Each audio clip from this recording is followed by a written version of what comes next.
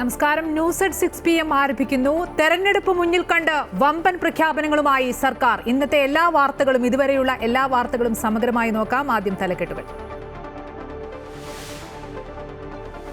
പെൻഷനുകൾ, ക്ഷേമനിധി board പെൻഷനുകൾ, circus, അവശ കലാകാര പെൻഷനുകൾ 1600-നോടൊപ്പം 400 രൂപ കൂടി ഉയർത്തി പ്രതിമാസം 2000 രൂപയായി വർദ്ധിപ്പിച്ചതായി പ്രഖ്യാപിക്കുകയാണ്.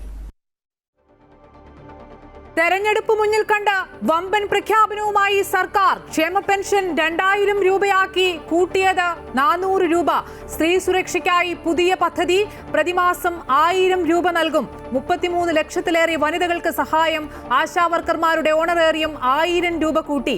അംഗനവാടി വർക്കർമാരുടെയും ഹെൽപ്പർമാരുടെയും പ്രതിമാസ ഓണറേറിയത്തിലും വർധനവ്. സർക്കാർ ജീവനക്കാർക്ക് 1 ഗഡു കൂടി DA അനുവദിച്ചു. പ്രഖ്യാപനങ്ങൾ നവംബർ 1 മുതൽ പ്രാബല്യത്തിൽ.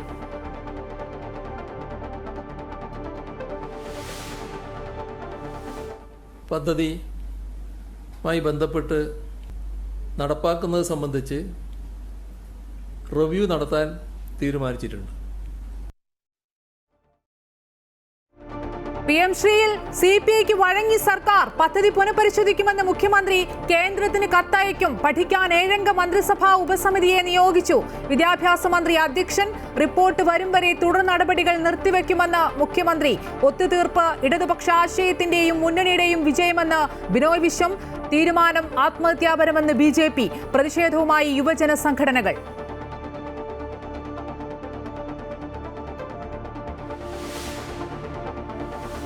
SIR-നെതിരെ കേരളം തിടുക്കപ്പെട്ട് നടത്തുന്നത് ആശങ്കയുണ്ടാക്കുന്നുവെന്ന് മുഖ്യമന്ത്രി പിണറായി വിജയൻ. അടുത്ത മാസം 4-ന് സർവകക്ഷി യോഗം.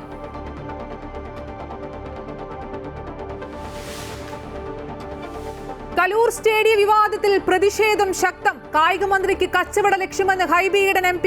അർജന്റീന ടീമുമായി ഉണ്ടായത് വാക്കാലുള്ള കരാറെന്ന് MP. രാഷ്ട്രീയമായി നേരിടാനുറച്ച CPM. സ്റ്റേഡിയം കൈമാറ്റത്തിൽ GCDAക്ക് തെറ്റുപറ്റിയിട്ടില്ലെന്ന് ചെയർമാൻ K ചന്ദ്രൻപിള്ള. GCDA ആസ്ഥാനത്ത് പ്രതിഷേധവുമായി യൂത്ത് കോൺഗ്രസും യുവമോർച്ചയും. സ്റ്റേഡിയം സ്വകാര്യ വ്യക്തികൾക്ക് നൽകില്ലെന്ന് മുഖ്യമന്ത്രി.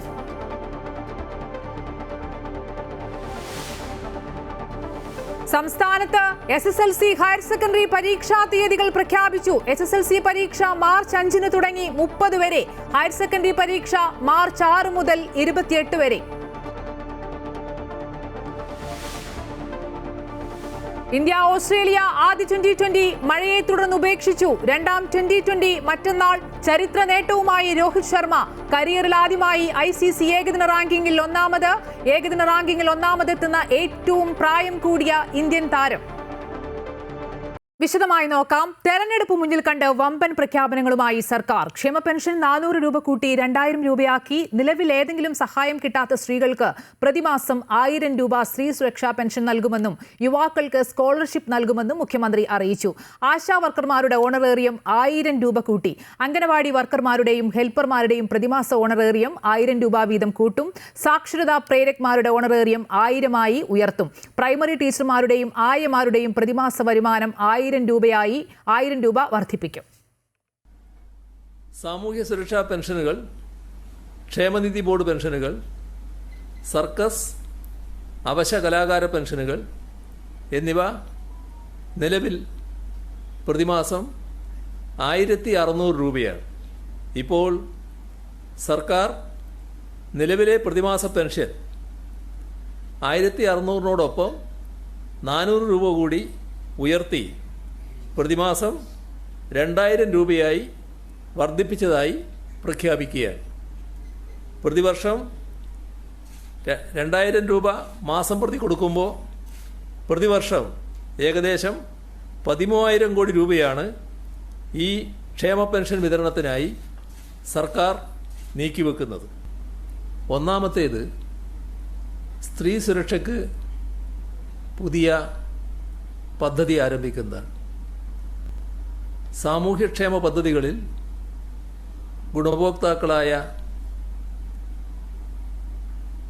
ഗുണഭോക്താക്കൾ അല്ലാത്ത ട്രാൻസ് വുമൺ അടക്കമുള്ള പാവപ്പെട്ട കുടുംബങ്ങളിലെ സ്ത്രീകൾക്ക് എല്ലാ മാസവും സാമ്പത്തിക സഹായം ഈ പദ്ധതിയിലൂടെ ഉറപ്പാക്കും. PM ശ്രീയിൽ CPIക്ക് വഴങ്ങി സർക്കാർ. PM ശ്രീ പദ്ധതി പുനഃപരിശോധിക്കുമെന്ന് മുഖ്യമന്ത്രി പിണറായി വിജയൻ. മന്ത്രിസഭാ ഉപസമിതി പദ്ധതി പുനഃപരിശോധിക്കുമെന്നും റിപ്പോർട്ട് വരും വരെ പദ്ധതി മരവിപ്പിക്കുമെന്നും മുഖ്യമന്ത്രി വാർത്താസമ്മേളനത്തിൽ അറിയിച്ചു. 7 അംഗ മന്ത്രിസഭാ ഉപസമിതിയാണ് പദ്ധതി പരിശോധിക്കുക. റിപ്പോർട്ട് വരും വരെ പദ്ധതി മരവിപ്പിക്കുമെന്ന കാര്യം കേന്ദ്രത്തെ അറിയിക്കുമെന്നും പിണറായി വിജയൻ വ്യക്തമാക്കി. ഈ റിപ്പോർട്ടിന്റെ കൂടുതൽ വിശദാംശങ്ങളിലേക്ക് വരാം. ഇപ്പോൾ ധനമന്ത്രി KN ബാലഗോപാൽ മാധ്യമങ്ങളെ കാണുന്നു. മുഖ്യമന്ത്രി ഇന്ന് വളരെ വിശദമായി ക്യാബിനറ്റിൻ്റെ തീരുമാനങ്ങൾ പറഞ്ഞു. നമ്മൾ കേരളത്തിൽ എല്ലാ മേഖലയിലും കുറേയേറെ പുതിയ പദ്ധതികളും നൽകുന്ന ഇപ്പോൾ കൊടുത്തുകൊണ്ടിരിക്കുന്ന പല ആനുകൂല്യങ്ങളും വർധനയും പറഞ്ഞിട്ടുണ്ട്. അത് വിശദമായിട്ട് ഞാൻ ആവർത്തിക്കേണ്ട കാര്യമില്ല. പുതുതായിട്ട് പറഞ്ഞൊരു കാര്യം വീട്ടമ്മമാരുടെ ഒരു പെൻഷനാണ്. സ്ത്രീ സുരക്ഷ എന്ന പേരിൽ പറഞ്ഞാൽ വീട്ടമ്മമാരുടെ പെൻഷനാണ്. അത് നേരത്തെ തന്നെ മാനിഫെസ്റ്റോയിൽ പറഞ്ഞിട്ടുള്ളതാണ്. മാനിഫെസ്റ്റോയിൽ പറഞ്ഞത് ഇപ്പോൾ അത് നടപ്പിലാക്കാൻ തീരുമാനിച്ചു. 1000 രൂപ വെച്ച് എന്നുള്ളത് തീരുമാനിച്ചിട്ടുണ്ട്. ഇപ്പോൾ തീരുമാനിച്ചിട്ടുണ്ട്. അല്ല, തുക പറഞ്ഞിരുന്നില്ല. അപ്പം നോക്കിയാൽ മതി. പിന്നെ തുക പറഞ്ഞിരുന്നില്ല. അങ്ങനൊരു പദ്ധതി നടപ്പിലാക്കുമെന്ന് പറഞ്ഞിരുന്നു. ക്ഷേമ പെൻഷൻ്റെ നിങ്ങൾക്കറിയാം, ഈ ക്ഷേമ പെൻഷൻ ഇപ്പം നിങ്ങൾ നേരത്തെ 2000 ആക്കിയേക്കും 1800 ആക്കിയേക്കും എന്നൊക്കെ ഞാൻ പറഞ്ഞു. അന്ന് എന്നോട് ചോദിച്ചോട്ട് പറഞ്ഞു എത്രയാണെന്ന് പറയുന്നില്ല. വളരെ പോസിറ്റീവായിട്ടാണ് ഗവൺമെൻറ് ആലോചിക്കുന്നത്. കാരണം ഇതിൻ്റെ ഒരു വർക്ക് 1 മാസമെങ്കിലുമായിട്ട് ഞങ്ങൾ ഇതിൻ്റെ കാൽക്കുലേഷനൊക്കെ എടുത്തുകൊണ്ടിരിക്കുകയാണ്.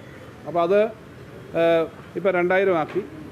മറ്റ് ഓരോ മേഖലയിലും എല്ലാ നമ്മുടെ സ്കീം വർക്കേഴ്സിനും എന്ന് പൊതുവിൽ പറഞ്ഞാൽ ആശ, അംഗൻവാടി, പാചകത്തൊഴിലാളി അവരുടെ ഡെയിലി കൂലിയാണെങ്കിലും അവർക്കും 1000 രൂപ വെച്ച് വരും. അംഗൻവാടി, പിന്നീട് അതുപോലെയുള്ള പ്രീ പ്രൈമറി ടീച്ചേഴ്സ് എല്ലാവരുടെയും 1000 രൂപ വെച്ച് വർദ്ധിപ്പിക്കുന്ന തീരുമാനം വന്നു. സാക്ഷരതാ പ്രവർത്തകന്മാരുടെ. അപ്പോൾ ഇതുപോലെ മറ്റ് ചില മേഖലയിൽ കൊടുക്കാനുള്ളതെല്ലാം കൊടുക്കുമെന്ന് പറഞ്ഞു. അപ്പോൾ ഒരു കാര്യം മാത്രമേ ഞാൻ പറയാൻ ഉദ്ദേശിക്കുന്നുള്ളൂ. ഇത് എങ്ങനെയാണ് ഇത് ചെയ്യാൻ പറ്റുമോ എന്നുള്ള സ്വാഭാവികമായ ചോദ്യം ഉണ്ടാകാം. നല്ല ആത്മവിശ്വാസത്തോടു കൂടിയാണ് ഗവൺമെൻറ് ഈ കാര്യം കാണുന്നത്. ധനകാര്യ വകുപ്പിന് നല്ല ആത്മവിശ്വാസം ഉണ്ട് എന്നുള്ളതുകൊണ്ടാണ് ഈ കാര്യങ്ങൾ ചെയ്യാൻ പോകുന്നത്. കാരണം നല്ല ബാധ്യത വരുന്നതാണ് ക്ഷേമ പെൻഷൻ വർധന. നമ്മൾ സർക്കാർ ജീവനക്കാരുടെ DA 2 DA കൊടുക്കുമെന്നായിരുന്നു റൂൾ 300-ൽ പറഞ്ഞത്. അപ്പോൾ ഞാൻ കഴിഞ്ഞ ദിവസങ്ങളിൽ സംസാരിക്കുമ്പോൾ നിങ്ങളോട് പറഞ്ഞു 2 DA കൊടുത്തു. സർക്കാർ ജീവനക്കാരുടെ പരിപാടിയിലും പറഞ്ഞു ഇനിയും ചിലപ്പം ഇനിയും കൊടുക്കും. കാരണം അവർക്ക് അർഹമായിട്ടുള്ളതാണ്. നമുക്ക് കഴിഞ്ഞ 4.5 വർഷക്കാലത്തിനിടയിൽ അനുഭവത്തിൽ ഞങ്ങൾ അധികാരത്തിൽ വരുന്ന സമയത്ത്, 2ാം പിണറായി സർക്കാർ അധികാരത്തിൽ വരുന്ന സമയത്ത് വലിയ തോതിലുള്ള വെട്ടിക്കുറവ് വന്നിട്ടുണ്ട്. ഇപ്പോഴും തുടർന്നുകൊണ്ടിരിക്കുകയാണ്. ആ വെട്ടിക്കുറവിൻ്റെ ഭാഗമായിട്ട് വന്നേക്കുന്ന വലിയ കുറവ് നിൽക്കുന്നതുകൊണ്ട് ആദ്യത്തെ 2-3 വർഷക്കാലം ഞങ്ങളുടെ ചിലവ് 30,000 കോടിയാണ് തൊട്ട് മുമ്പത്തെ ഗവൺമെൻറ്റിൻ്റെ അവസാനത്തെ വർഷത്തേക്കാൾ വർദ്ധിച്ചത്. കാരണം ഇതുപോലെ തന്നെ ശമ്പള പരിഷ്കരണം അടക്കം വന്നുകൊണ്ടാണ്. അതിന് ആ സമയത്ത് ഞങ്ങൾക്ക് കിട്ടിക്കൊണ്ടിരുന്ന വരുമാനം 57,000 വെട്ടിക്കുറയ്ക്കപ്പെട്ടു. അത് നിന്നുകൊണ്ടാണ് ഞങ്ങൾ ഈ കാര്യം ചെയ്തത്. കഴിഞ്ഞ ബഡ്ജറ്റിൻ്റെ സമയത്ത് ഞാൻ പറഞ്ഞു കേരളത്തിൽ ഞങ്ങളെ ധനപരമായിട്ടുള്ള കാര്യം നോക്കുമ്പോൾ ഒരു ടേക്ക് ഓഫ് ഉണ്ട്. അപ്പോൾ കളിയാക്കിയ ആളുകൾ ആദ്യം തൊട്ടേ പറയുന്നത് ഇത് പൂച്ച വെച്ച് കിടക്കുകയാണ്, ഖജനാവില്ല. പക്ഷേ ഇതെല്ലാം പറയുമ്പോഴും കഴിഞ്ഞ ഗവൺമെൻറ്റിൻ്റെ കാലത്തെ അളവിനേക്കാളും കൂടുതൽ വർധനയാണ്. ഇപ്പോൾ 1,75,000 കോടി ശരാശരി ഒരു വർഷം ചിലവാക്കുന്ന തരത്തിലേക്ക് വന്നിട്ടുണ്ട്. അത് വളരെ നന്നായി പ്ലാൻ ചെയ്തുകൊണ്ടാണ്. അപ്പോൾ ഇപ്പോൾ ഇക്കാര്യത്തിന് വരുന്ന ബാധ്യതകൾ നല്ല തുക ബാധ്യത വരും. ഇത് കൃത്യമായി ചെയ്യാൻ പറ്റും. എന്തുകൊണ്ടാണ് ഇപ്പോഴേ പറഞ്ഞതെന്നൊരു സംശയം തോന്നാം. എന്നാൽ പിന്നെ ബഡ്ജറ്റിലല്ലേ സാധാരണ പ്രതീക്ഷിക്കുക. നിങ്ങളെല്ലാം പ്രതീക്ഷിക്കും ബഡ്ജറ്റ് സമയത്താണ്. ഇപ്പോൾ ബഡ്ജറ്റ് ഒരെണ്ണം കൂടെ അവതരിപ്പിക്കും. സാധാരണഗതിയിലൊരു ബഡ്ജറ്റ് അവതരിപ്പിക്കുന്നത് പൂർണ്ണ ബഡ്ജറ്റ് അല്ല. കാരണം തെരഞ്ഞെടുപ്പ് കഴിഞ്ഞിട്ടാണല്ലോ അതിൻ്റെ ഫുൾ കാര്യങ്ങൾ പാസ്സാക്കുക. മാർച്ചിൽ പാസ്സാക്കില്ല. അപ്പോൾ തെരഞ്ഞെടുപ്പിൻ്റെ സ്റ്റണ്ടിലാണ് ഇത് അവതരിപ്പിക്കുന്നതല്ലയോ അന്നേരം പറയുക. ഇതിപ്പോൾ അങ്ങനല്ല. നവംബർ മാസം 1-ാം തീയതി തൊട്ട് നടപ്പിലാവുമെന്ന് പറഞ്ഞാൽ അതിനു മുമ്പേ ഇന്ന് കാര്യം നടപ്പിലാവും. ഞാൻ പറഞ്ഞത് തെരഞ്ഞെടുപ്പ് ഏപ്രിൽ കഴിഞ്ഞിട്ടുള്ള കാര്യം പറയുമ്പോൾ അത് ആ സമയമാണെന്ന് പറയും. അപ്പോൾ നിങ്ങൾ തന്നെ പറയും. നമ്മളല്ലേ, ഞാനും പത്രപ്രവർത്തകനാണെങ്കിൽ അത് പറയും, രാഷ്ട്രീയ പ്രവർത്തന നിലയിൽ പ്രതിപക്ഷമാണെങ്കിൽ അത് പറയും. അപ്പോൾ ഇപ്പോഴും ഞങ്ങൾ നവംബർ, ഡിസംബർ, ജനുവരി, ഫെബ്രുവരി, മാർച്ച്, ഏപ്രിൽ അങ്ങനെ ഈ ഗവൺമെൻറ് ഇനിയും ചെയ്യേണ്ട സമയമുണ്ട് ഈ കാലാവധി. അപ്പോൾ ഈ കാലയളവിനകത്ത് അത് ചെയ്യാമെന്നുള്ള വിശ്വാസം ഉള്ളതുകൊണ്ടും ഇത് കൃത്യമായി കൊണ്ടുപോകും. കേരളത്തിലെ ഈ സാമ്പത്തിക രംഗം ഈ ബുദ്ധിമുട്ടുകൾക്കിടയിൽ നിന്നുകൊണ്ട് കേന്ദ്ര ഗവൺമെൻറ് ശക്തമായ സമ്മർദ്ദം ഉണ്ടാകുന്ന ഒരു ഘട്ടത്തിൽ നിന്ന് കോവിഡിൻ്റെയും പ്രളയത്തിൻ്റെയും ഒക്കെ വലിയ തകർച്ചയിൽ നിന്ന് കടന്നു വന്ന് ഈ കാര്യം ചെയ്തുകൊണ്ട് പോകാൻ പറ്റും എന്നുള്ള വിശ്വാസം കൊണ്ട് തന്നെയാണ്, ആ വിശ്വാസം കൊണ്ട് തന്നെയാണ് ഞങ്ങൾ തീരുമാനിച്ചത്. മുഖ്യമന്ത്രി എല്ലാ കാര്യവും പറഞ്ഞിട്ടുണ്ട്, വിശദമായി പറഞ്ഞിട്ടുണ്ട്. ഞാനതിൻ്റെ കൂടുതൽ കാര്യങ്ങൾ പറയുന്നില്ല. എന്തായാലും നല്ല ആത്മവിശ്വാസത്തോടു കൂടി കാര്യങ്ങൾ ചെയ്യാൻ പറ്റും. ഇത്രയും ഞങ്ങൾ ഇത് ചെയ്തത് ആ ആത്മവിശ്വാസത്തോടു കൂടി തന്നെയാണ്. അല്ല, ഒരു കാര്യം ചെയ്യുമ്പോഴേ നിങ്ങൾ ചോറ് വിളമ്പുന്നത് കഴിച്ചിട്ടല്ലയോ അടുത്ത ഐറ്റത്തിലേക്ക് നോക്കുന്നത്. ഇത് പറഞ്ഞുകൊണ്ടിരിക്കുകയല്ലേ സീത്തെ. അപ്പം ഇതിൻ്റെ കാര്യങ്ങൾ ഇതിപ്പം നമ്മൾ പറഞ്ഞുകൊണ്ടിരിക്കുമ്പം ഇനി അടുത്തൊരു കാര്യമാണ്. അടുത്ത കാര്യം പിന്നെ വരുന്നതല്ലേ. ഇപ്പം ഈ ചെയ്യുന്ന കാര്യങ്ങൾ ഇത് എത്ര ബാധ്യത വരുന്നതാണ്. നല്ല ബാധ്യത വരുന്ന ഒരു പ്രഖ്യാപനമാണ് നടത്തിയിട്ടുള്ളത്. പ്രഖ്യാപനങ്ങളെല്ലാം വിശദമായി കണക്കാക്കണം. എന്തായാലും ഒരു 10,000 കോടി കുറയില്ല.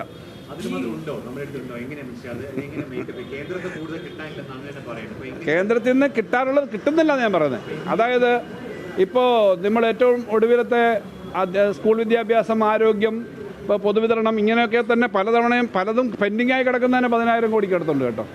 പിന്നീട് നമ്മുടെ ടാക്സ് വിഹിതം വെട്ടിക്കുറച്ചൊക്കെയാണ് നേരത്തെ പറയുന്നത്. ഇതിപ്പോൾ ഇത്രയും ബാധ്യത വരുമെന്ന് പറഞ്ഞാൽ ഓവർ എ പീരീഡ്. അപ്പോൾ അങ്ങനെ വരുമ്പോൾ അത് നമുക്ക് കൈകാര്യം ചെയ്യാൻ പറ്റും എന്നാണ് ധരിക്കുന്നത്. അധിക ബാധ്യതയാണ്. അത് അധിക ബാധ്യതയാണ്. കാരണം ഇപ്പോൾ തന്നെ 10,000 കോടിക്ക് അടുത്ത് ഒരു വർഷം ചിലവാക്കുന്നുണ്ടല്ലോ. അതിന് വരും. പിന്നെ വീട്ടമ്മമാരുടെ പെൻഷൻ എന്നുള്ളൂ, സ്ത്രീ സുരക്ഷാ വീട്ടമ്മമാരുടെയാണ്. കോളേജ് കുട്ടികൾക്ക് അവർക്ക് അതിൻ്റെ സ്കീം വിശദമായിട്ട് വരണം. അവർക്ക് 1000 രൂപ വെച്ച് പഠിത്തം കഴിഞ്ഞവർക്ക് അവരുടെ ഒരു ജോബ് സീക്കിംഗ് പീരീഡാണ്. അവർക്ക് ഉള്ള ഒരു കാര്യമുണ്ട്. കുടുംബശ്രീ ADS എല്ലാ കുടുംബശ്രീകളിലും ഓരോ വാർഡിലും കിട്ടുന്നതാണ്.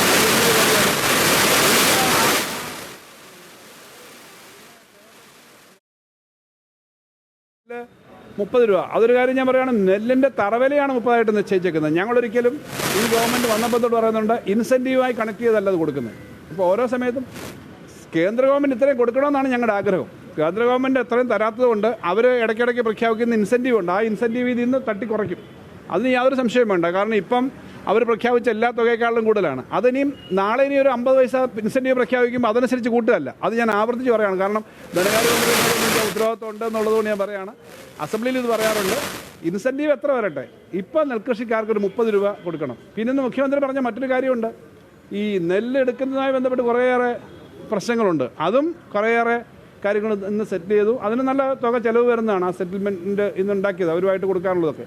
അപ്പോൾ ഇതെല്ലാം നാട്ടിലെ കൃഷിക്കാർക്ക്, റബ്ബറിന് വില കൂടിയാൽ കൃഷിക്കാർ കൂടുതൽ കൃത്യമായി റബ്ബർ കൃഷി ചെയ്യും. അപ്പോൾ അവരുടെ റബ്ബർ വിൽക്കുന്നതിൻ്റെ വരുമാനം വരും. അതായത് ഈ ഇൻസെൻറ്റീവ് അവർക്ക് കൊടുക്കുന്ന തറവില മാത്രമല്ല,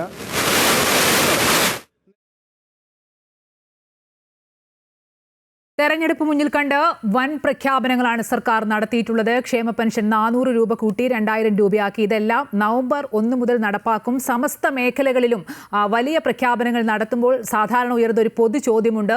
ഇപ്പോൾ തന്നെ സംസ്ഥാനം വലിയ സാമ്പത്തിക പ്രതിസന്ധിയിലൂടെ കടന്നു പോകുമ്പോൾ ഇത് എങ്ങനെ നടപ്പാക്കുമെന്നുള്ളത്. അതിനുള്ള വിശദീകരണവും വിശദാംശങ്ങളൊക്കെ നൽകുകയായിരുന്നു ധനമന്ത്രി KN ബാലഗോപാൽ. ധനവകുപ്പിന് വലിയ ആത്മവിശ്വാസമുണ്ട് എന്ന് തന്നെയാണ് ധനമന്ത്രി വ്യക്തമാക്കുന്നത്. ഇനി PM ശ്രീയുമായി ബന്ധപ്പെട്ട് മുഖ്യമന്ത്രിയുടെ പ്രതികരണം കാണാം. PM ശ്രീ പദ്ധതിയുമായി ബന്ധപ്പെട്ട് ധാരണാപത്രം ഒപ്പിട്ടപ്പോൾ അതുമായി ഒട്ടേറെ വിവാദങ്ങളും ആശങ്കകളുമൊക്കെ ഉയർന്നു വന്ന സാഹചര്യം കണക്കിലെടുത്ത് ആ പദ്ധതി നടപ്പാക്കുന്നത് സംബന്ധിച്ച് റിവ്യൂ നടത്താൻ തീരുമാനിച്ചിട്ടുണ്ട്. ഈ കാര്യം പരിശോധിച്ച് റിപ്പോർട്ട് ലഭ്യമാക്കുന്നതിന് 7 അംഗങ്ങളുള്ള ഒരു മന്ത്രിസഭാ ഉപസമിതിയും രൂപീകരിച്ചിട്ടുണ്ട്. നമ്മുടെ ഈ കാര്യങ്ങളുമായി ബന്ധപ്പെട്ട് PM ശ്രീ നടപ്പാക്കുന്നതുമായി ബന്ധപ്പെട്ടുള്ള തുടർ നടപടികൾ ഈ റിപ്പോർട്ട് വരുന്നതുവരെ നിർത്തിവെക്കുന്നതാണ്. ആ കാര്യം കേന്ദ്ര സർക്കാരിനെ കത്ത് മുഖേന അറിയിക്കുകയും ചെയ്യും. SIR-നെതിരെ കേരളം തിടുക്കപ്പെട്ട് നടത്തുന്നത് ആശങ്കയുണ്ടാക്കുന്നുവെന്ന് മുഖ്യമന്ത്രി പിണറായി വിജയൻ. അടുത്ത മാസം 4-ന് സർവകക്ഷി യോഗം വിളിക്കാനും മന്ത്രിസഭാ യോഗത്തിൽ തീരുമാനമായി. രാഷ്ട്രീയ പാർട്ടികളുടെയും സംസ്ഥാന തെരഞ്ഞെടുപ്പ് ഓഫീസറുടെ തന്നെയും അഭിപ്രായം അവഗണിച്ചാണ് SIR നടപ്പാക്കുമെന്ന തീരുമാനം ഇപ്പോൾ എടുത്തിട്ടുള്ളത്. സംസ്ഥാനത്ത് തദ്ദേശഭരണ സ്ഥാപനങ്ങളിലേക്കുള്ള തെരഞ്ഞെടുപ്പ് നടക്കാനിരിക്കുന്ന സാഹചര്യത്തിൽ ഇതിപ്പോൾ പ്രായോഗികമല്ല എന്ന് സംസ്ഥാനത്തെ മുഖ്യ തെരഞ്ഞെടുപ്പ് ഓഫീസർ തന്നെ അഭിപ്രായപ്പെട്ടതാണ്. അപ്പോൾ ഈ തീരുമാനം ശക്തമായി എതിർക്കപ്പെടേണ്ട ഒന്നാണ്. അതിൻ്റെ ഭാഗമായി ഒട്ടേറെ ആശങ്കകൾ ഉയർന്നു വന്നിട്ടുണ്ട്. ഈ സാഹചര്യത്തിൽ തുടർ നടപടികൾ ആലോചിക്കുന്നതിനായി ഒരു സർവകക്ഷി യോഗം വിളിച്ചു ചേർക്കാൻ തീരുമാനിച്ചിട്ടുണ്ട്. ആശമാരുടെ ഓണറേറിയം 1000 രൂപയായി വർദ്ധിപ്പിച്ചതുമായി ബന്ധപ്പെട്ട പ്രതികരണത്തിലേക്കും ധനമന്ത്രി കെ.എൻ. ബാലഗോപാൽ അത് സംബന്ധിച്ചുള്ള വിശദീകരണവും നടത്തുന്നുണ്ട്. അംഗൻവാടി വർക്കർമാരുടെയും ഹെൽപ്പർമാരുടെയും പ്രതിമാസ ഓണറേറിയം 1000 രൂപ വീതം വർദ്ധിപ്പിക്കുന്നതായി പ്രഖ്യാപിക്കുന്നു. 66,240 പേർക്ക് ഇതിൻ്റെ പ്രയോജനം ലഭിക്കും. സാക്ഷരതാ പ്രേരക്മാരുടെ അവരെ തുടർ വിദ്യാകേന്ദ്ര നോഡൽ പ്രേരക്മാർ അവരുടെ പ്രതിമാസ ഓണറേറിയം 1000 രൂപയായി വർദ്ധിപ്പിക്കും. ഈ ഇനത്തിൽ പ്രതിവർഷം 5,50,00,000 രൂപയാണ് അധികമായി ചിലവാകുക. ആശാ വർക്കർമാരുടെ പ്രതിമാസ ഓണറേറിയം 1000 രൂപ വർദ്ധിപ്പിക്കും. 26,125 പേർക്കാണ് ഇതിൻ്റെ പ്രയോജനം ലഭിക്കുക. ഈ ഇനത്തിലെ പ്രതിവർഷം 250 കോടി രൂപയാണ് ചിലവാകുന്നത്. സംസ്ഥാനത്താകെ 13,327 പാചക തൊഴിലാളികളാണുള്ളത്. ഇവരുടെ പ്രതിദിന കൂലി 50 രൂപ വർദ്ധിപ്പിക്കും. ഈ ഇനത്തിൽ പ്രതിവർഷം 16 കോടി രൂപയുടെ അധിക ചെലവ് വരും. പ്രീ പ്രൈമറി ടീച്ചർമാരും ആയമാരും ഇവരുടെ പ്രതിമാസ വേതനം 1000 രൂപ വർദ്ധിപ്പിക്കുന്നു. ഈ ഇനത്തിൽ പ്രതിവർഷം 5,72,00,000 രൂപ അധികമായി ചെലവ് വരും. റബ്ബർ കർഷകർക്ക് നൽകി വരുന്ന റബ്ബറിൻ്റെ താങ്ങുവില കിലോഗ്രാമിന് 180 രൂപയിൽ നിന്നും 200 രൂപയാക്കി ഉയർത്തും. നെല്ലിൻ്റെ സംഭരണ വില ഇപ്പോൾ 28 രൂപ 20 പൈസയാണ്. അതിൽ നിന്ന് ആ സംഭരണ വില 30 രൂപയായി വർദ്ധിപ്പിക്കാൻ ഇന്നത്തെ മന്ത്രിസഭാ യോഗം തീരുമാനിച്ചിട്ടുണ്ട്. ഈ പ്രഖ്യാപനങ്ങളൊക്കെ എങ്ങനെ നടപ്പാക്കുമെന്ന് വിശദീകരിക്കുകയാണ് ധനമന്ത്രി കെ.എൻ. ബാലഗോപാൽ.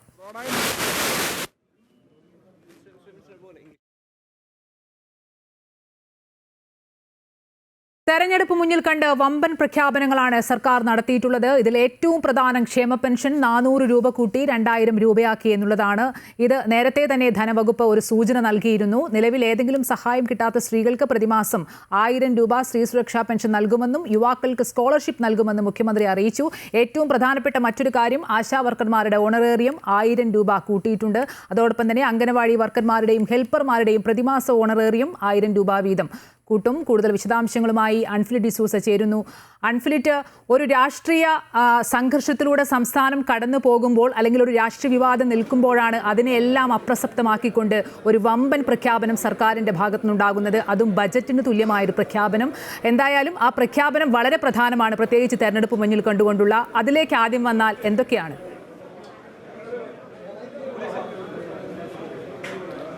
അവിടെ ഇതൊരു വമ്പൻ പ്രഖ്യാപനം എന്നതിനപ്പുറത്തേക്ക് വമ്പൻ പ്രഖ്യാപനങ്ങളൊക്കെയും വാരിക്കോരി നൽകിയിരിക്കുന്നു എന്നിടത്താണ് ഏറ്റവും അധികം ശ്രദ്ധേയമാകുന്നത്. തെരഞ്ഞെടുപ്പ് മുന്നിൽ കണ്ടുകൊണ്ട് നമ്മൾ പ്രതീക്ഷിച്ചു 200 രൂപ വർദ്ധിപ്പിക്കും, അതായത് ക്ഷേമ പെൻഷൻ 1800 ആക്കും. പക്ഷേ അതിനപ്പുറത്തേക്ക് അത് ഇരട്ടിയായി ഒറ്റയടിക്ക് 400 രൂപ വർദ്ധിപ്പിച്ച് 2000 രൂപയിൽ എത്തിച്ചു നിൽക്കുന്നു എന്നുള്ളതാണ് ഏറ്റവും ശ്രദ്ധേയമാകുന്നത്. അതോടൊപ്പം തന്നെ സ്ത്രീ സുരക്ഷാ പെൻഷൻ 1000 രൂപ നൽകുമെന്ന് പറയുന്നു. അതൊക്കെ ഇടതുമുന്നണിയുടെ പ്രകടന പത്രികയിൽ ഉണ്ടായിരുന്നതാണ്. അതോടൊപ്പം തന്നെ അവശരായ, അതായത് നിർധനരായ 1 ലക്ഷം രൂപ പ്രതിവർഷം 1 ലക്ഷം രൂപ വരുമാനത്തിൽ താഴെയുള്ളവർക്ക് അഭ്യസ്തവിദ്യരായ യുവതി യുവാക്കൾക്ക് 1000 രൂപ സ്റ്റൈപ്പൻഡ് പ്രതിമാസം നൽകുന്നു. ഒപ്പം തന്നെ കർഷകർക്ക് താങ്ങുവിലയായി ഈ റബ്ബറിന്റെ താങ്ങുവില 200 രൂപ ഉയർത്തുകയാണ്. അതോടൊപ്പം തന്നെയും ഈ നെല്ല് സംഭരണവും ബന്ധപ്പെട്ട സംഭരണ തുക അത് 30 രൂപയാക്കി ഉയർത്തുന്നു. ഈ രീതിയിൽ കർഷകർക്കും അവശർക്കും ഈ ആശാവർക്കർമാരുടെ പെൻഷൻ അത് ആശാവർക്കർമാരുടെ കുടിശ്ശിക നൽകുന്നു, പെൻഷൻ കുടിശ്ശിക നൽകുന്നു. അതോടൊപ്പം ഓണറേറിയം 1000 രൂപ വർദ്ധിപ്പിക്കുന്നു. ഈ രീതിയിലുള്ള ഏറ്റവും മികച്ച ജനക്ഷേമ പദ്ധതികളുടെ വലിയൊരു പ്രഖ്യാപനത്തിന്റെ ഒരു നിര തന്നെയായിരുന്നു മുഖ്യമന്ത്രിയുടെ മുക്കാൽ മണിക്കൂർ ഇതിനുവേണ്ടി മാറ്റിവെച്ചു. ഈ പ്രഖ്യാപനങ്ങൾ മുഴുവൻ മുഖ്യമന്ത്രി നടത്തുന്നു. ഇവിടെ ധനമന്ത്രി KN ബാലഗോപാൽ വിശദീകരിക്കുന്നതും ഇതൊക്കെ പ്രഖ്യാപനങ്ങൾ ഉണ്ടാകുമ്പോൾ ഇതിനുള്ള സാമ്പത്തികമായ ഈ സ്രോതസ് എവിടെയാണ്? ഇപ്പോൾ തന്നെ കടക്കണിയിലാണ് കേരളം. ഒരടി പോലും മുന്നോട്ട് പോകാൻ പറ്റുന്നില്ല. സാമ്പത്തികമായി ഈ സംസ്ഥാനത്തിൽ ഇപ്പോൾ നടന്നുകൊണ്ട് ഡെയിലി റണ്ണിങ്ങിനുള്ള തുക പോലും എങ്ങനെ ഉണ്ടാക്കുന്നു എന്നൊരു ചോദ്യം ഇവിടെ നിലനിർത്തുന്നു. കാരണം കേന്ദ്രത്തിൽ നിന്ന് ലഭിക്കാനുള്ള അർഹമായ വിഹിതം പോലും ലഭിക്കുന്നില്ല എന്ന പരാതി നിരന്തരം ഉന്നയിക്കുന്നു. ഈ ഒരു അവസരത്തിൽ ഇപ്പോൾ തന്നെ ധനമന്ത്രി ഇപ്പോൾ ഒരു അദ്ദേഹത്തിന്റെ ഒരു പ്രതികരണത്തിൽ നിന്ന് മനസ്സിലാക്കുന്നത് അതാണ് ഏറ്റവും പ്രധാനപ്പെട്ട കാര്യം. സംസ്ഥാനം ഒരു സാമ്പത്തിക പ്രതിസന്ധിയിലൂടെ കടന്നു പോകുന്നു. പ്രത്യേകിച്ച് PM ശ്രീ പദ്ധതിയിൽ കേന്ദ്രത്തിന് വഴങ്ങിയതുപോലും ഈ സാമ്പത്തിക പ്രതിസന്ധി കാരണമാണെന്നുള്ള റിപ്പോർട്ടുകൾ ഉണ്ടായിരുന്നു. പക്ഷേ സമസ്ത മേഖലകളിലും സാധാരണ നമ്മൾ ബജറ്റിലാണ് ഇത്തരം വലിയ പ്രഖ്യാപനങ്ങൾ കാണാറുള്ളത്. അപ്പോൾ ഇതെല്ലാം ഇങ്ങനെ ഒരു സാമ്പത്തിക പ്രതിസന്ധിയുള്ള സംസ്ഥാനം എങ്ങനെ നടപ്പാക്കുമെന്നുള്ളൊരു പൊതു ചോദ്യമുണ്ട്. അതിന് പക്ഷേ ധനമന്ത്രി KN ബാലഗോപാൽ വളരെ ആത്മവിശ്വാസത്തോടെയാണ് മറുപടി പറയുന്നത്. അതാണ് കാരണം ഈ ചോദ്യം ആദ്യം മുഖ്യമന്ത്രിയോട് തന്നെ ചോദിച്ചതാണ്. ഇതിനുള്ള വരുമാന സ്രോതസ്, ഇതിനുള്ള തുക എങ്ങനെ കണ്ടെത്തും, ഫണ്ട് എങ്ങനെ കണ്ടെത്തും? അപ്പോൾ മുഖ്യമന്ത്രി പറഞ്ഞ ഒറ്റ വാചകത്തിൽ മറുപടി പറഞ്ഞു, അത് ലഭിക്കാതെ വരുമ്പോൾ, അതായത് മുടങ്ങുമ്പോഴല്ലേ അത്തരത്തിലൊരു ചോദ്യത്തിന് പ്രസക്തിയുള്ളൂ എന്ന് പറഞ്ഞ് അവിടെ അവസാനിപ്പിച്ചു. അതിനപ്പുറത്തേക്ക് ഉറപ്പായും ധനമന്ത്രിയാണ് ഇക്കാര്യത്തിൽ കാര്യകാരണങ്ങൾ സഹിതം വിശദീകരിക്കേണ്ടത്. ധനമന്ത്രിയും അതിനകത്ത് വലിയ വിശദീകരണങ്ങളിലേക്കൊന്നും ഈ അവസരത്തിൽ അദ്ദേഹം പോകുന്നില്ല. ഒറ്റ വാചകം ആദ്യം പറയുന്നു, ഉറപ്പായും ഈ ക്ഷേമ പദ്ധതികളൊക്കെ നടപ്പാക്കാൻ കഴിയുമെന്നുള്ള തികഞ്ഞ ആത്മവിശ്വാസം, നല്ല ആത്മവിശ്വാസം സർക്കാരിനുണ്ട്. പക്ഷെ അതോടൊപ്പം തന്നെ നിലവിൽ ഇത്തരത്തിലുള്ള നിലവിലെ ക്ഷേമ പദ്ധതികൾ കൊടുക്കുന്നതിന് തന്നെ 10,000 കോടി രൂപ സർക്കാർ അധികമായി കണ്ടെത്തേണ്ടിയിരുന്നു. അതിനപ്പുറത്തേക്ക് ഇപ്പോൾ പ്രഖ്യാപിച്ച ഈ ക്ഷേമ പദ്ധതികൾക്ക് കൂടി അധികമായി പിന്നെയും ഒരു 10,000 കോടി രൂപ സർക്കാരിന് കണ്ടെത്തേണ്ടി വരുമെന്നാണ് ധനമന്ത്രി ഇപ്പോൾ പറയുന്നത്. അപ്പോൾ തുക കണ്ടെത്താൻ പോലും സർക്കാർ കഴിയുന്നില്ല. നമുക്കറിയാം ഈ സാമൂഹ്യക്ഷേമ പെൻഷൻ കൊടുക്കുന്നത് പോലും എങ്ങനെയാണ്, അത് പെൻഷൻ കമ്പനി രൂപീകരിച്ചാണ് സർക്കാർ ആ തുക കൊടുക്കുന്നത്. അതുപോലും കുടിശ്ശിക ഉണ്ടായിരുന്നു. പക്ഷേ ആ കുടിശ്ശികൾ ഏറെക്കുറെ സർക്കാർ തീർത്തുകൊണ്ടിരിക്കുകയാണ്. ഇത് ഒരൊറ്റ ഗഡു മാത്രമേ കുടിശ്ശികയുള്ളൂ. ഇനി അത് 400 രൂപ ഉയർത്തി അത് 2000 രൂപ ക്ഷേമ പെൻഷനായി മാറുമ്പോഴും സ്ത്രീ സുരക്ഷാ പെൻഷനും സ്റ്റൈപ്പൻഡ് ഉൾപ്പെടെ കൊടുക്കുന്നു. അതിനപ്പുറത്തേക്ക് മറ്റെല്ലാവർക്കും, ഈ ഹെൽപ്പർമാർക്ക്, അംഗനവാടി വർക്കർമാർ, ടീച്ചർമാർ, പ്രീ പ്രൈമറി ടീച്ചർമാർ, ആശാ വർക്കർമാർ എല്ലാവർക്കും 1000 രൂപ വീതമാണ് പ്രതിമാസ ഓണറേറിയം വർദ്ധിപ്പിക്കുന്നത്. അതിനപ്പുറം ഗസ്റ്റ് ലെക്ചർമാർക്കുള്ള മാസവേതനം 2000 രൂപയോടെ ഉയർത്തുന്നു. ഈ കർഷകർക്ക് വേണ്ടി താങ്ങുവില, റബ്ബറിന്റെ താങ്ങുവില, നെല്ല് സംഭരണ തുക ഇതൊക്കെ ഉയർത്തി വർദ്ധിപ്പിക്കുമ്പോൾ എവിടെയൊക്കെയാണോ കൈത്താങ് കൊടുക്കേണ്ടത്, കൈത്താങ് നേരിട്ട് അർഹതപ്പെട്ടത് എവിടെയൊക്കെയാണ് അവിടെയൊക്കെ വാരിക്കോരി സർക്കാർ കൊടുക്കുന്ന ഒരു പ്രഖ്യാപനം നടത്തുമ്പോൾ ഇതിനുള്ള വരുമാന സ്രോതസ് എങ്ങനെ എന്നൊരു ചോദ്യമാണ്. ആ ചോദ്യത്തിന് ധനമന്ത്രി കൃത്യമായ ഉത്തരം നൽകുന്നില്ലെങ്കിലും ആത്മവിശ്വാസമുണ്ട് ഈ സർക്കാർ ഇതൊക്കെ നടപ്പാക്കാൻ പറ്റുമെന്ന് അദ്ദേഹം ആവർത്തിച്ച് പറഞ്ഞുകൊണ്ടേയിരിക്കുന്നു.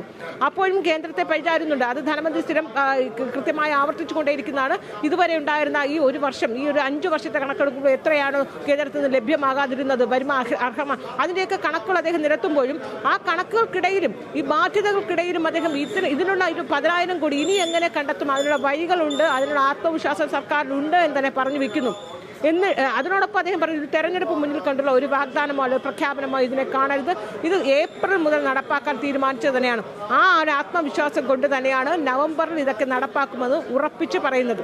അതേസമയം നവംബറിൽ നടപ്പാക്കുന്നത് ഒപ്പം തന്നെ ഈ പ്രഖ്യാപനത്തോടൊപ്പം സർക്കാർ ജീവനക്കാർ സമരം ചെയ്തുകൊണ്ടേ ഇരിക്കുന്ന ഒരു വിഷയമാണ് DA കുടിശ്ശിക, DR കുടിശ്ശിക ഉൾപ്പെടെ നിരവധി കുടിശ്ശികയാണ്. ആ കുടിശ്ശിക മുഴുവൻ ഒരു ഗഡു ഈ മാസം നവംബർ മാസത്തെ ശമ്പളത്തോടൊപ്പം അവർക്ക് നൽകും. അത് 2.5% എന്നത് 4% അവിടെയും വർധനവുണ്ട്. ആ 4% ഉയർത്തിയാണ് ആ ഗഡുവും കൊടുക്കുന്നത്. അത് ഈ നവംബറിൽ കൊടുത്തു തീർക്കാനാകുമെന്ന് ധനമന്ത്രി പറയുന്നുണ്ട്. കാരണം അത് കൃത്യമായ കണക്കാണ്, ഏതൊക്കെ സർക്കാർ ജീവനക്കാരുടെയാണ് കൃത്യമായ കണക്കുണ്ട്. എന്നാൽ ക്ഷേമ പെൻഷന്റെ 2000 രൂപ ഉയർത്തിയത് അടുത്ത മാസത്തെ കൂടി കൊടുക്കും.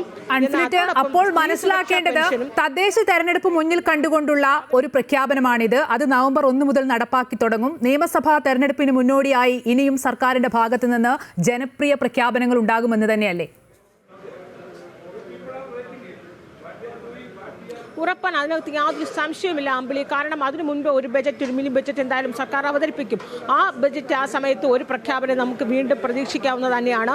എന്നാൽ ഇതിപ്പോൾ ഈ പ്രഖ്യാപിച്ചിരിക്കുന്നത് 1-ാം തീയതി നിയമസഭാ സമ്മേളനം, പ്രത്യേക നിയമസഭാ സമ്മേളനം സർക്കാർ വിളിച്ചു ചേർത്തിട്ടുണ്ട്. അതിദരിദ്രരെ പ്രഖ്യാപിക്കുന്നു. അതിദരിദ്രരില്ലാത്ത കേരളം എന്ന പ്രഖ്യാപനം അത് രാജ്യത്ത് തന്നെ ആദ്യമായാണ് സംസ്ഥാനം പ്രഖ്യാപിക്കുന്നത്.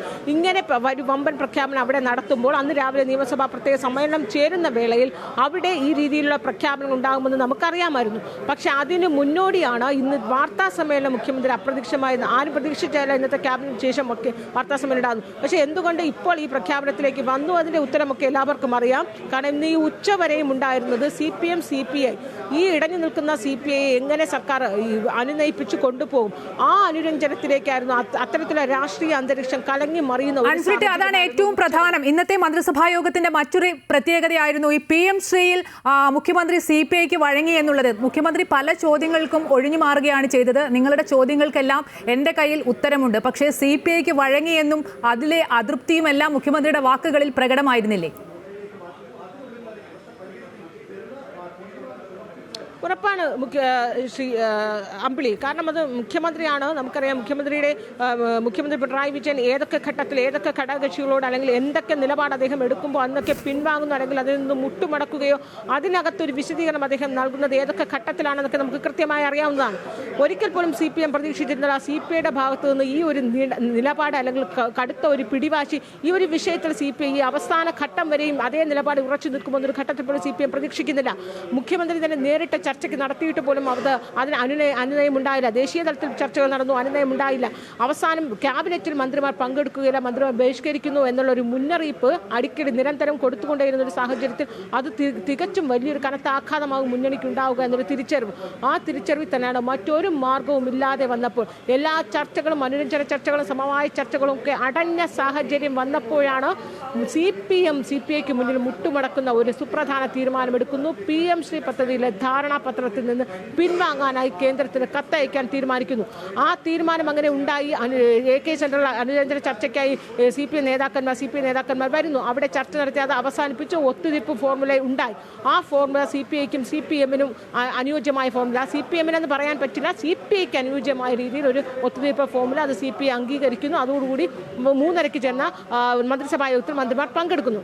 പക്ഷെ അവിടെയും അറിയേണ്ടത് അവിടെ അനുരഞ്ജനം നടക്കാനുള്ള പ്രധാന കാരണം CPM ആ പദ്ധതിയിൽ നിന്ന് പിൻവാങ്ങി, സർക്കാർ ആ പദ്ധതിയിൽ നിന്ന് പിൻവാങ്ങി എന്നൊരൊറ്റ കാരണത്താലാണ്.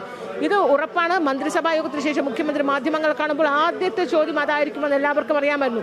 പക്ഷേ ആ ചോദ്യം ഒഴിവാക്കാൻ വേണ്ടിയും അത്തരത്തിലേക്ക് ശ്രദ്ധ തിരിക്കാൻ വേണ്ടിയാണ് 1-ാം തീയതി നിയമസഭയിൽ പ്രഖ്യാപിക്കേണ്ട ആ പ്രഖ്യാപനങ്ങൾ മുഴുവനും ആരും പ്രതീക്ഷിച്ചില്ല. വാർത്താ സമ്മേളനം തുടങ്ങുന്ന ഘട്ടത്തിൽ പോലും ഇത്തരത്തിലുള്ളൊരു വമ്പൻ പ്രഖ്യാപനം ഒരു 15 മിനിറ്റിന് ശേഷം മുഖ്യമന്ത്രിയുടെ ഭാഗത്ത് ഉണ്ടാകുമെന്ന് ആരും പ്രതീക്ഷിച്ചില്ല.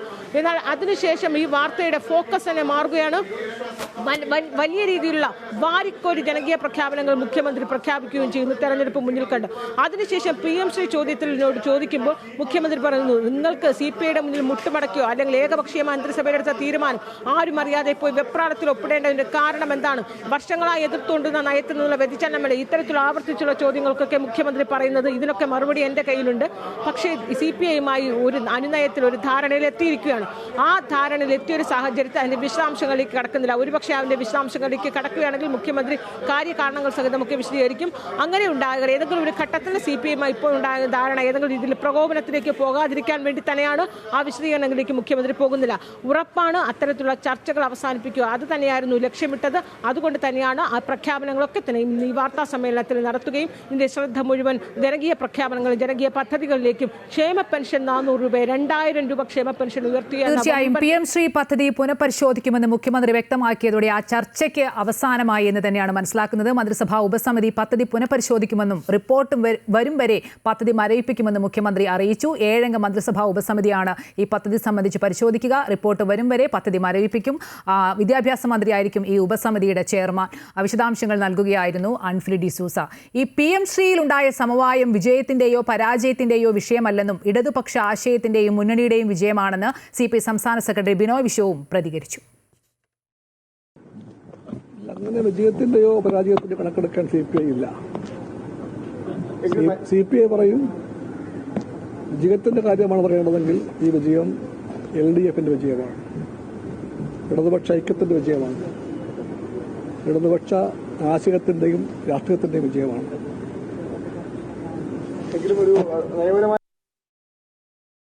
ഇടതുപക്ഷത്തിന്റെ ആശയപരമായ വിജയമെന്ന് CPI ജനറൽ സെക്രട്ടറി ഡി രാജയും പ്രതികരിച്ചു. Ideological victory of communists. You put it like that, why one party? It's an ideological victory of CPM also, ideological victory of CPI also. Both the parties, Communist Party of India and Communist Party of India Marxists, collectively discussed the entire question and collectively decided to have some solution. And it is a collective effort which brought this solution. And now Chief Minister has made it clear, a 7-member committee is being formed. That committee will look into every aspect that they will decide. But the point is, the MOU is put on hold. Put on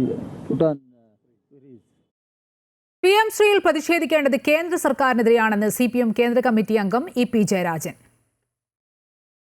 കോലം കത്തിക്കേണ്ടത് ഇടതുപക്ഷ ജനാധിപത്യ മുന്നണിയുടേതാണ്. ഇവിടെ ഇടതുപക്ഷ മുന്നണിയുടെ ഒരു മന്ത്രിയുടെ കോലം കത്തിക്കുക എന്ന് പറഞ്ഞാൽ ഇടതുപക്ഷ ജനാധിപത്യ മുന്നണിയെ കത്തിക്കുക എന്നുള്ളതല്ലേ? ഇവിടെ അവരെയാണോ കത്തിക്കേണ്ടത്? ഇവിടെ RSS സംഘപരിവാറിൻ്റെ ഫാസിസ്റ്റ് ഭീകരത രാജ്യം അപകടപ്പെടുകയാണ്. ഇപ്പോൾ അതാ SIR വന്നിരിക്കുന്നത്, തീവ്ര വോട്ടർ പട്ടിക പരിശോധന. എന്തിനു വേണ്ടിയാണ്? 68 ലക്ഷം ആളുകളെ ബീഹാറിൽ നീക്കം ചെയ്തു. അധികാരം പിടിക്കാനാണ് അവർ ശ്രമിക്കുന്നത്. അധികാരം പിടിക്കാൻ തെരഞ്ഞെടുപ്പ് കമ്മീഷനെ അവർ കൈവശപ്പെടുത്തിയിട്ടുണ്ട്. തെരഞ്ഞെടുപ്പ് കമ്മീഷൻ മാറ്റുന്ന നിയമം എന്തിനാ പാർലമെന്റിൽ പാസ്സാക്കിയത്? തെരഞ്ഞെടുപ്പ് തന്നെ അട്ടിമറിക്കാനുള്ള നീക്കമാണ് നടത്തിക്കൊണ്ടിരിക്കുന്നത്. ആ ആപത്തിനെതിരായിട്ടാണ് പൊരുതേണ്ടത്. PM ശ്രീ പദ്ധതിയിൽ നിന്ന് പിന്മാറാനുള്ള തീരുമാനം ആത്മഹത്യാപരമെന്ന് BJP ദേശീയ നിർവാഹക സമിതി അംഗം PK കൃഷ്ണദാസ്. പാവപ്പെട്ട കുട്ടികളുടെ മൗലികാവകാശത്തിന്റെ നിഷേധമാണിതെന്നും അദ്ദേഹം പറഞ്ഞു. PM ശ്രീയിൽ നിന്ന് പിന്മാറാനുള്ള പിണറായി സർക്കാർ തീരുമാനം ആത്മഹത്യാപരമാണ്. മാത്രമല്ല, കുട്ടികളുടെ മൗലികാവകാശങ്ങളുടെ നിഷേധവും കൂടിയാണ്. ഇത് കേവലം ഏതെങ്കിലും ഒരു കടലാസ് സംഘടനയുടെ സമ്മർദ്ദത്തിൻ്റെ ഭാഗമായിട്ടല്ല, മതമൗലികവാദികളുടെ ഭീഷണിക്ക് മുന്നിൽ മുട്ടുമടക്കിക്കൊണ്ടാണ് സംസ്ഥാന സർക്കാർ PM ശ്രീ പദ്ധതിയിൽ നിന്നും പിൻവാങ്ങുന്നത്. ഇതിനെതിരായിട്ട് അതിശക്തമായ സമരത്തിന് ഭാരതീയ ജനതാ പാർട്ടി നേതൃത്വം നൽകും.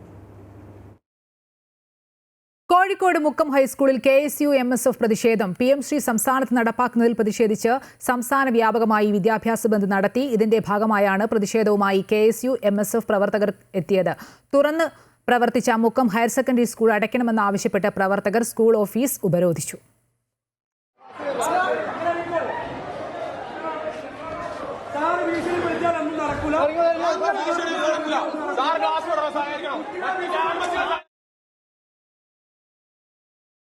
UDSF പ്രവർത്തകർ കോഴിക്കോട് DDE ഓഫീസിലേക്ക് നടത്തിയ മാർച്ചിൽ നേരിയ സംഘർഷം. PM ശ്രീ പദ്ധതിയിൽ ഒപ്പിട്ട സംസ്ഥാന സർക്കാർ തീരുമാനത്തിൽ പ്രതിഷേധിച്ചായിരുന്നു മാർച്ച്. ബാരിക്കേഡ് മറികടന്ന് DDE ഓഫീസിലേക്ക് കടക്കാൻ ശ്രമിച്ച UDF പ്രവർത്തകരും പോലീസും തമ്മിൽ ഉന്തും തള്ളുമുണ്ടായി. തുടർന്ന് പ്രവർത്തകരെ അറസ്റ്റ് ചെയ്തു നീക്കി. കലൂർ സ്റ്റേഡിയം വിവാദം രാഷ്ട്രീയമായി നേരിടാൻ CPM. നിർമ്മാണത്തിൽ സ്പോൺസർ മാത്രമല്ല GCDAയും പങ്കാളിയാണെന്ന് GCDA ചെയർമാൻ K ചന്ദ്രൻപിള്ള വ്യക്തമാക്കി. നവീകരണങ്ങൾക്ക് ശേഷം സ്പോൺസർക്ക് സ്റ്റേഡിയത്തിൽ അവകാശമുണ്ടാകില്ലെന്നും അദ്ദേഹം പറഞ്ഞു. എന്നാൽ നവീകരണ പ്രവർത്തനങ്ങൾക്ക് എസ്റ്റിമേറ്റ് ഇല്ലെന്നും ഒന്നിലും വ്യക്തത വന്നിട്ടില്ലെന്നും കോൺഗ്രസ് MLAമാർ പ്രതികരിച്ചു. അതേസമയം GCDA ഓഫീസിലേക്ക് പ്രതിപക്ഷ യുവജന സംഘടന പ്രതിഷേധ മാർച്ച് നടത്തി. അർജന്റീന ടീമിന്റെ കേരള സന്ദർശനവുമായി ബന്ധപ്പെട്ട് കലൂർ രാജ്യാന്തര സ്റ്റേഡിയത്തിലെ വിവാദങ്ങളെ രാഷ്ട്രീയമായി നേരിടാനൊരുങ്ങി CPM. ഇന്ന് നടന്ന GCDAയുടെ അടിയന്തര യോഗത്തിന് മുന്നോടിയായി CPM അംഗങ്ങളുടെ യോഗം പാർട്ടി ജില്ലാ ആസ്ഥാനത്ത് ചേർന്നു. GCDA chairman K Chandran Pillai, Sreenijan MLA, Kochi mayor M Anilkumar തുടങ്ങിയവർ യോഗത്തിൽ പങ്കെടുത്തു. സ്റ്റേഡിയം കൈമാറ്റത്തിൽ GCDAയ്ക്ക് തെറ്റുപറ്റിയിട്ടില്ലെന്ന് K ചന്ദ്രൻപിള്ള പാർട്ടിയെ അറിയിച്ചു. കോൺഗ്രസ് മുതലെടുപ്പിന് അവസരമൊരുക്കരുതെന്നും വിഷയത്തിൽ ഭിന്നാഭിപ്രായം പാടില്ലെന്നുമായിരുന്നു പാർട്ടി യോഗത്തിലെ തീരുമാനം. സ്റ്റേഡിയം നിർമ്മാണത്തിൽ സ്പോൺസർ മാത്രമല്ല GCDAയും പങ്കാളിയാണെന്ന് GCDA യോഗത്തിന് ശേഷം ചെയർമാൻ ചന്ദ്രൻപിള്ള പ്രതികരിച്ചു. നവീകരണത്തിന് ശേഷം സ്പോൺസർക്ക് സ്റ്റേഡിയത്തിൽ ഒരു അവകാശവും ഉണ്ടാകില്ലെന്നും അദ്ദേഹം പറഞ്ഞു. ഈ കളിക്ക് വേണ്ടി അല്ലാത്ത യാതൊരു ബന്ധവും സ്പോൺസറുമായിട്ട് GCDAക്ക് ഇല്ല. അത് ഞങ്ങൾ ഉദ്ദേശിക്കുന്നുമില്ല. ഇതിൽ സുതാര്യമായ ഒരു കാര്യമല്ലാതെ മറ്റൊന്നുമില്ല. 70 കോടി എന്നുള്ള കണക്ക് ആരുടെയാണെന്ന് എനിക്കറിയില്ല. ഞങ്ങളുടെ മുമ്പിൽ അങ്ങനെ ഒരു കണക്കില്ല. അവിടെ നടത്തുന്ന പ്രവർത്തനങ്ങൾ എന്താണെന്ന് കൃത്യമായി കണക്ക് വയ്ക്കാനുള്ള സംവിധാനം ഞങ്ങൾ ഉണ്ടാക്കിയിട്ടുണ്ട്. അത് ഗവൺമെന്റ് ഉത്തരവിന്റെ പിൻബലത്തിലാണ്.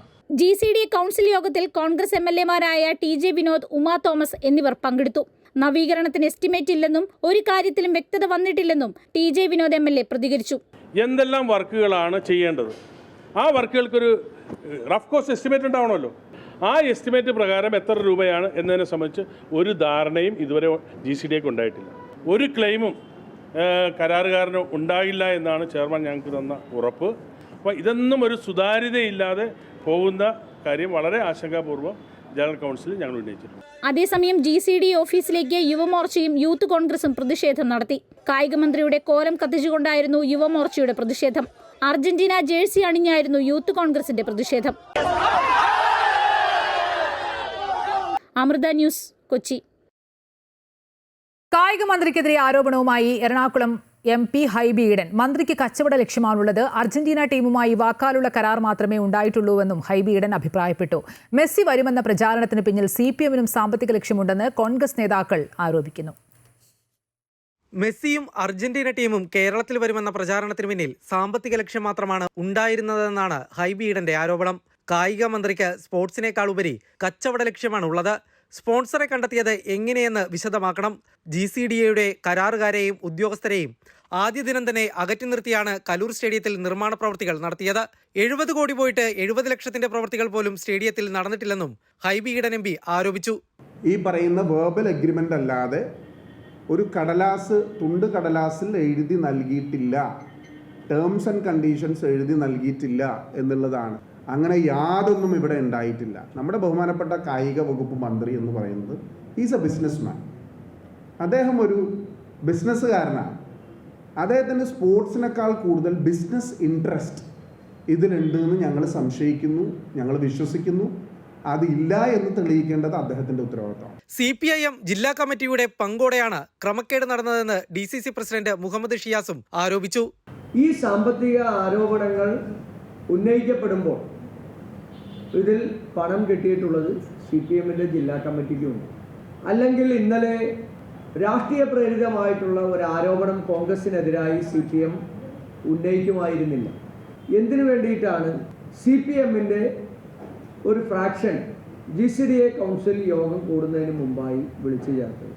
ഒരു ചിട്ടി മുതലാളിയാണ് മത്സരത്തിന് പണം ചെലവഴിക്കുന്നതെന്ന ആരോപണവും ഹൈബി ഈഡൻ ഉന്നയിച്ചു. അതുകൊണ്ടാണ് എഗ്രിമെന്റ് ഇല്ലാത്തതെന്നും ഹൈബി ഈഡൻ പറഞ്ഞു. ഞാൻ മറ്റൊരു ആരോപണം കൂടി ഉന്നയിക്കുകയാണ്. ആരാണ് ഈ പണം ചെലവഴിക്കുന്നത്? ഞാൻ സംശയിക്കുന്നത് ഒരു ചിട്ടിയുമായി ബന്ധപ്പെട്ടിട്ടുള്ള ഒരാളാണ് ഇതിന് പണം ചെലവഴിക്കുന്നത്. ഒരു ചിട്ടി മുതലാളിയാണ് ഈ പണം ഇറക്കിയിട്ടുള്ളത്. അത് സംബന്ധിച്ച് വിശദാംശങ്ങൾ നിങ്ങൾ അന്വേഷിച്ച് നിങ്ങളുടെ ഇൻവെസ്റ്റിഗേറ്റീവ് ജേർണലിസം ഉപയോഗിച്ച് നിങ്ങൾ അത് പുറത്തു കൊണ്ടുവരും. Amrita news, Kochi. Nedumbassery airport railway station നിർമ്മാണത്തിന് കേന്ദ്ര റെയിൽവേ ബോർഡിന്റെ അനുമതി. 2 വർഷത്തിനകം സ്റ്റേഷന് നിർമ്മാണം പൂർത്തിയാക്കുമെന്ന് കേന്ദ്രമന്ത്രി ജോർജ് കുര്യൻ. വിമാനയാത്രക്കാർക്ക് സൗകര്യപ്രദമായ ഈ റെയിൽവേ സ്റ്റേഷൻ നിർമ്മാണത്തിന് നടപടി സ്വീകരിച്ച പ്രധാനമന്ത്രി നരേന്ദ്രമോദിക്കും റെയിൽവേ മന്ത്രി അശ്വിനി വൈഷ്ണവിന് നന്ദി പറയുന്നതായും അദ്ദേഹം പറഞ്ഞു. 17-ാം തീയതി ഞാൻ റെയിൽവേ വകുപ്പ് മന്ത്രി ശ്രീ അശ്വിനി വൈഷ്ണവ്ജിയെ കണ്ടിരുന്നു. ആ അവസരത്തിൽ അദ്ദേഹം തന്നെ മുന്നോട്ട് വെച്ച ഒരു പ്രപ്പോസലാണ് ഈ നെടുമ്പാശ്ശേരി എയർപോർട്ടിൻ്റെ കാര്യം. അത് ദ്രുതഗതിയിലാക്കണം എന്ന് അദ്ദേഹത്തോട് അഭ്യർത്ഥിച്ചിരുന്നു. അതിൻ്റെ അടിസ്ഥാനത്തിൽ ഇന്ന് റെയിൽവേ ബോർഡ് അത് ഔദ്യോഗികമായിട്ട് അംഗീകരിച്ച് അതിൻ്റെ നിർമ്മാണ പ്രവർത്തനത്തിനുള്ള അംഗീകാരം കൊടുത്തിരിക്കുകയാണ്. CITU നേതാവ് MM ലോറൻസിന്റെ മൃതദേഹം പഠനാവശ്യത്തിന് വിട്ടുകൊടുക്കണമെന്ന് ഹൈക്കോടതി. മകൾ ആശ ലോറൻസ് നൽകിയ പുനഃപരിശോധനാ ഹർജി ഹൈക്കോടതി ഡിവിഷൻ ബെഞ്ച് തള്ളി. മതാചാരപ്രകാരം അടക്കം ചെയ്യണമെന്നായിരുന്നു ആശ ലോറൻസിന്റെ ആവശ്യം. വിവരങ്ങളുമായി അഡ്വക്കേറ്റ് രാജേഷ് ചേരുന്നു. രാജേഷ്, എന്തായാലും ഇതുമായി ബന്ധപ്പെട്ട് ഒരു പരിഹാരം കോടതിയുടെ ഭാഗത്തു നിന്നുണ്ടായിരിക്കുകയാണ്. മകൾ ആശാ ലോറൻസ് നൽകിയ പുനഃപരിശോധനാ ഹർജി ഹൈക്കോടതി ഡിവിഷൻ ബെഞ്ച് തള്ളിക്കൊണ്ടാണ് ഒരു പരിഹാരം ഉണ്ടായിരിക്കുന്നത്.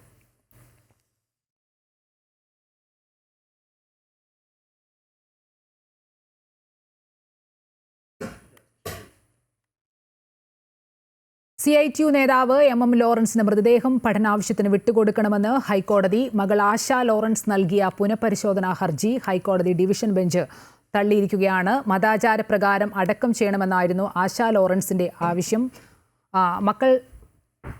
മക്കൾ തമ്മിൽ ഈ ലോറൻസിന്റെ സംസ്കാര ചടങ്ങുമായി ബന്ധപ്പെട്ട് വലിയ രീതിയിലുള്ള തർക്കമുണ്ടായിരുന്നു. ഇപ്പോൾ അതിനൊരു പരിഹാരം ഉണ്ടായിരിക്കുകയാണ് ഹൈക്കോടതിയുടെ ഭാഗത്ത് നിന്ന്. വിവരങ്ങളുമായി അഡ്വക്കേറ്റ് രാജേഷ് ചേരുന്നു. രാജേഷ്, എന്തായാലും ഒരു പരിഹാരം ഉണ്ടായിരിക്കുന്നു. ഈ CPM നേതാവ് MM ലോറൻസിന്റെ സംസ്കാര ചടങ്ങുമായി ബന്ധപ്പെട്ട് മെഡിക്കൽ ആവശ്യത്തിന് വിട്ടു നൽകണമെന്ന് കോടതിയുടെ നിർദ്ദേശം വന്നിരിക്കുകയാണ്. എന്തൊക്കെയാണ് വിശദാംശങ്ങൾ? നമ്മൾ ഒട്ടേറെ വിവാദം സൃഷ്ടിച്ച ഒരു സംഭവമായിരുന്നു CITU നേതാവ് MM ലോറൻസിന്റെ മൃതദേഹം പള്ളിയിൽ മതാചാരപ്രകാരം അടക്കണം എന്ന മകളുടെ ആവശ്യവും, അതല്ല മൃതദേഹം MM ലോറൻസിന്റെ ആഗ്രഹപ്രകാരം പഠനാവശ്യത്തിന് വിട്ടുകൊടുക്കണമെന്നുള്ള മറ്റു മക്കളുടെ വാദവും. ഇത് ഹൈക്കോടതിയിൽ തന്നെ വളരെ കാലം ഇക്കാര്യത്തിൽ വാദം നടന്നതാണ്. അതിനുശേഷം സുപ്രീം കോടതി വരെ എത്തി തിരിച്ച് ഹൈക്കോടതിയുടെ ഉത്തരവ് ശരിവെച്ചുകൊണ്ട് വന്നെങ്കിലും ഹൈക്കോടതി അത് പുനഃപരിശോധിക്കണമെന്ന് പറഞ്ഞ് ആശാ ലോറൻസ് വീണ്ടും ഹർജി നൽകി. ഈ ഹർജിയാണ് ഇപ്പോൾ ഡിവിഷൻ ബെഞ്ച് തള്ളിയിരിക്കുന്നത്. അദ്ദേഹം പറഞ്ഞു എന്ന് പറയുന്ന, അല്ലെങ്കിൽ അദ്ദേഹത്തിന്റെ ആഗ്രഹപ്രകാരം അത് പഠനാവശ്യത്തിന് മെഡിക്കൽ കോളേജിന് വിട്ടുകൊടുക്കണമെന്നാണ് ഇപ്പോൾ ഹൈക്കോടതിയുടെയും നിർദ്ദേശം വന്നിട്ടുള്ളത്. ഹൈക്കോടതി ഡിവിഷൻ ബെഞ്ചിന്റെ നിർദ്ദേശമാണ് ഇപ്പോൾ വന്നിട്ടുള്ളത്. ശരി, കൊച്ചിയിൽ നിന്നും അഡ്വക്കേറ്റ് രാജേഷാണ് വിശദാംശങ്ങൾ നൽകിയത്. ഇനി മറ്റു വാർത്തകളിലേക്ക് വന്നാൽ, റഫാൽ യുദ്ധവിമാനത്തിൽ പറന്ന് രാഷ്ട്രത്തിന്റെ സർവ്വസൈന്യാധിപ അംബാലയിലെ വ്യോമതാവളത്തിൽ നിന്നായിരുന്നു രാഷ്ട്രപതി ദ്രൗപദി മുർമുവിന്റെ ചരിത്രയാത്ര. ഇതോടെ റഫാൽ യുദ്ധവിമാനത്തിൽ പറന്ന ആദ്യ രാഷ്ട്രപതിയായി ദ്രൗപദി മുർമു. വ്യോമസേനാ മേധാവി എയർ ചീഫ് മാർഷൽ AP സിംഗും സന്നിഹിതനായിരുന്നു. ഇന്ത്യൻ സായുധസേനയുടെ പരമോന്നത കമാൻഡർ കൂടിയായ രാഷ്ട്രപതി ഹരിയാനയിലെ അംബാല എയർഫോഴ്സ് സ്റ്റേഷനിൽ നിന്നാണ് പരിശീലന പറക്കൽ നടത്തിയത്. രാവിലെ 10 മണിയോടെ അംബാല വ്യോമത്താവളത്തിലെത്തിയ രാഷ്ട്രപതിയെ വ്യോമസേനാ മേധാവിയും മറ്റ് മുതിർന്ന ഉദ്യോഗസ്ഥരും ചേർന്ന് സ്വീകരിച്ചു. 5 മാസം മുമ്പ് പെഹൽഗാം ആക്രമണത്തിന് ഇന്ത്യ ഓപ്പറേഷൻ സിന്ദൂറിലൂടെ മറുപടി നൽകിയപ്പോൾ ഭീകര ക്യാമ്പുകൾ നശിപ്പിക്കുന്നതിനായി റഫാൽ വിമാനങ്ങൾ പറന്നുയർന്നത് ഇവിടെ നിന്നായിരുന്നു. പ്രത്യേകം തെരഞ്ഞെടുത്ത മുതിർന്ന പൈലറ്റിനൊപ്പമാണ് രാഷ്ട്രപതി യുദ്ധവിമാനത്തിൽ സഞ്ചരിച്ചത്.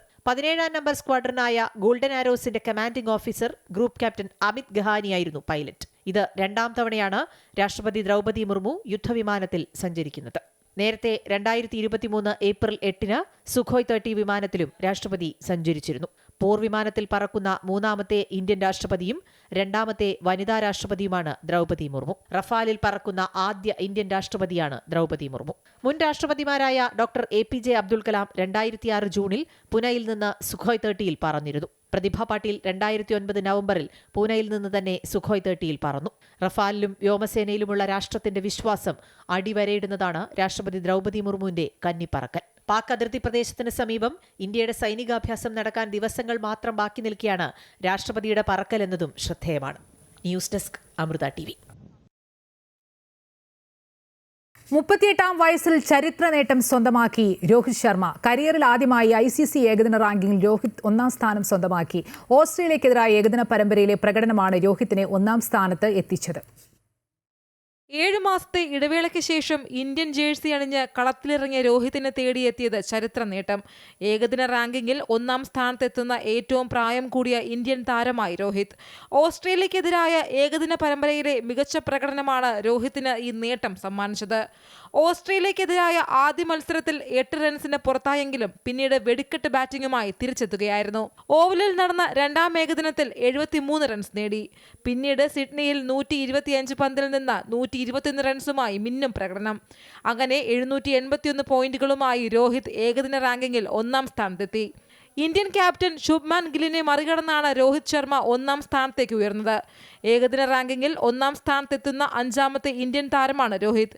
സച്ചിൻ ടെണ്ടുൽക്കർ, മഹേന്ദ്ര സിംഗ് ധോനി, വിരാട് കോഹ്ലി, ശുഭ്മാൻ ഗിൽ എന്നിവരാണ് രോഹിത്തിന് മുൻപ് ഏകദിന റാങ്കിങ്ങിൽ 1-ാം സ്ഥാനത്തെത്തിയ ഇന്ത്യൻ താരങ്ങൾ. ശുഭ്മാൻ ഗിൽ 3-ാം സ്ഥാനത്തെത്തിയപ്പോൾ അഫ്ഗാനിസ്ഥാന്റെ ഇബ്രാഹിം സർദ്രാനാണ് 2-ാം സ്ഥാനത്തെത്തിയത്. 6-ാം സ്ഥാനത്താണ് വിരാട് കോഹ്ലി. ശ്രേയസ് അയ്യർ 1 സ്ഥാനം മെച്ചപ്പെടുത്തി 9-ാം സ്ഥാനത്തുമെത്തി. Sports desk Amrita TV. India Australia ആദ്യ T20 മത്സരം മഴയെ തുടർന്ന് ഉപേക്ഷിച്ചു. ടോസ് നഷ്ടപ്പെട്ട് ബാറ്റിംഗിനിറങ്ങിയ ഇന്ത്യ 9.4 ഓവറിൽ 97 റൺസ് എന്ന നിലയിൽ നിൽക്കുമ്പോഴാണ് മഴ എത്തിയത്. 39 റൺസുമായി ക്യാപ്റ്റൻ സൂര്യകുമാർ യാദവും 37 പന്തുമായി ഗില്ലുമായിരുന്നു ക്രീസിൽ. ഇരുവരും മികച്ച ഫോമിൽ നിൽക്കുമ്പോഴാണ് മഴ എത്തിയത്. നേരത്തെ 5-ാം ഓവറിന് ശേഷം മഴ എത്തിയതിനെ തുടർന്ന് മത്സരം 18 ഓവറാക്കി ചുരുക്കിയിരുന്നു. 5 മത്സരങ്ങളടങ്ങിയ പരമ്പരയിലെ 2ാം മത്സരം മറ്റന്നാൾ മെൽബണിൽ നടക്കും.